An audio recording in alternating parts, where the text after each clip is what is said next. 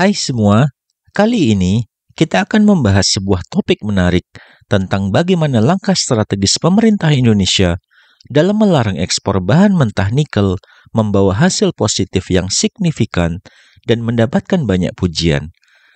Mari kita lihat bagaimana kebijakan ini mengubah wajah industri nikel di tanah air dan membuka jalan bagi masa depan Indonesia yang lebih cerah. Di tahun 2022, Indonesia mencatatkan prestasi luar biasa dengan meraih nilai tambah dari hilirisasi nikel sebesar 33 miliar dolar Amerika atau sekitar 514 triliun rupiah. Presiden Joko Widodo telah berulang kali menegaskan bahwa meski Indonesia melarang ekspor bahan mentah seperti nikel dan bauksit, negara ini tetap terbuka bagi kerjasama internasional. Langkah ini sejalan dengan visi Indonesia untuk menjadi pemain utama dalam industri pengolahan, khususnya nikel. Asosiasi Penambang Nikel Indonesia atau APNI mencatat bahwa keberhasilan hilirisasi ini mendorong banyak pelaku industri untuk mendirikan pabrik pengolahan nikel di berbagai daerah tambang. Diperkirakan ada 43 pabrik yang siap beroperasi pada tahun 2023 dan jumlah ini akan meningkat hingga mencapai 136 pabrik pada tahun 2025.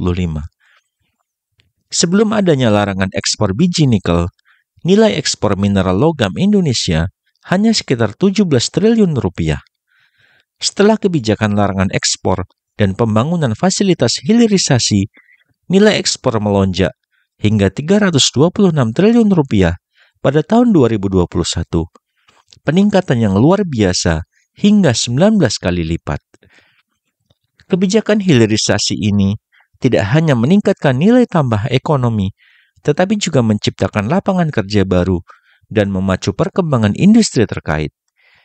Di Sulawesi Tengah misalnya, banyak pabrik baru bermunculan, sementara Maluku Utara dan Sulawesi Tenggara juga mengikuti jejak yang sama. Namun dengan pertumbuhan yang pesat ini, ada kekhawatiran mengenai ketersediaan cadangan biji nikel di masa depan. Para pelaku industri dan pemerintah perlu memastikan bahwa cadangan nikel cukup untuk mendukung operasional pabrik-pabrik ini dalam jangka panjang. Untuk mengatasi kekhawatiran ini, pemerintah telah mempertimbangkan moratorium pada investasi pabrik pengolahan nikel kadar tinggi atau pirometalurgi dan lebih mendorong investasi pada pengolahan nikel kadar rendah. Teknologi hidrometalurgi lebih cocok untuk cadangan nikel yang lebih rendah kadarnya yang jumlahnya lebih banyak di Indonesia. Selain itu, dengan mengolah nikel menjadi produk akhir seperti baterai untuk kendaraan listrik, Indonesia dapat meningkatkan nilai tambah dan memainkan peran penting dalam ekonomi energi terbarukan global. Pemerintah Indonesia juga membuka pintu bagi kerjasama internasional, baik dengan negara lain maupun perusahaan asing. Ini penting untuk memastikan bahwa teknologi dan investasi yang masuk dapat meningkatkan kemampuan Indonesia dalam mengolah nikel hingga produk akhir. Misalnya, kerjasama dengan negara-negara penghasil litium dapat memungkinkan Indonesia untuk memproduksi baterai secara penuh di dalam negeri, bukan hanya komponen setengah jadi. Kebijakan hilirisasi nikel Indonesia telah menunjukkan hasil yang mengesankan, baik dari segi ekonomi maupun perkembangan industri.